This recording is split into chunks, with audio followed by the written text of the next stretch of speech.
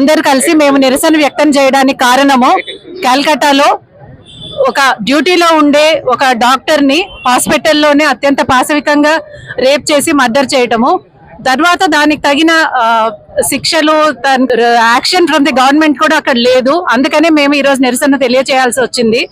ఇది ఒక మహిళా డాక్టర్ మీద మాత్రమే కాదు, ఒక మహిళ మీద జరిగింది. కాబట్టి ఇది మన చాలా శోచనీయమైన ఒక విషయము. ఆడపిల్లల్ని చదివిస్తున్నాము కానీ వాళ్ళని రక్షించుకోలేకపోతున్న ఈ సొసైటీ మీద చాలా బాధగా అనిపిస్తుంది. అన్ని రంగాల్లో ముందు ఉండే ఆడవాళ్ళకి ఇలాంటి అడ్డంకులు లేకుండా స్వేచ్ఛగా వాళ్ళ డ్యూటీస్ నిర్వర్తించే విధంగా మన సమాజం మారుతుందని ఆశ. ఆగస్టు 9వ తేదీ వెస్ట్ బెంగాల్లోని కలకత్తాలో ఆర్జీకర్ అనేటువంటి ఆసుపత్రిలో, వైద్య కళాశాల ఆసుపత్రి, అందులో వృత్తి నిర్వహణలో ఉన్నటువంటి వైద్యురాలి పైన అత్యంత పాశవికంగా దాడి చేసి అత్యాచారం చేసి దారుణంగా హత్య చేయడం జరిగింది.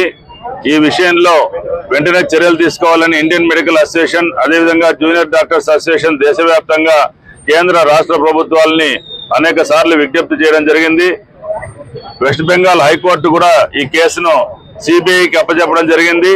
అయితే ఈ నేపథ్యంలో ఆగస్టు 14వ తేదీ రాత్రి ఆర్జీకర్ ఆసుపత్రిలో నిరసన తెలియజేసినటువంటి వైద్యులు, వైద్య విద్యార్థుల మీద రౌడీ మూకలు 7,000 మంది దాడి చేసి అత్యంత దారుణంగా వారందరినీ కూడా హింసించడంతో ఇండియన్ మెడికల్ అసోసియేషన్ ఈ రోజు అంటే 17వ తేదీ ఉదయం నుండి 18వ తేదీ ఉదయం వరకు దేశవ్యాప్తంగా వైద్య సేవలన్నీ కూడా బంద్ చేయాలని పిలుపునివ్వడం జరిగింది.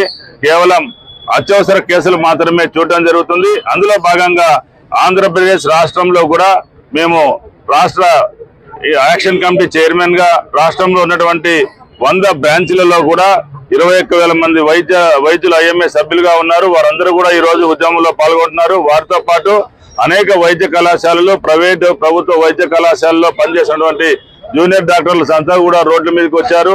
వైద్య విద్యార్థులు ఈ రోజు రోడ్డు మీదకి వచ్చారు.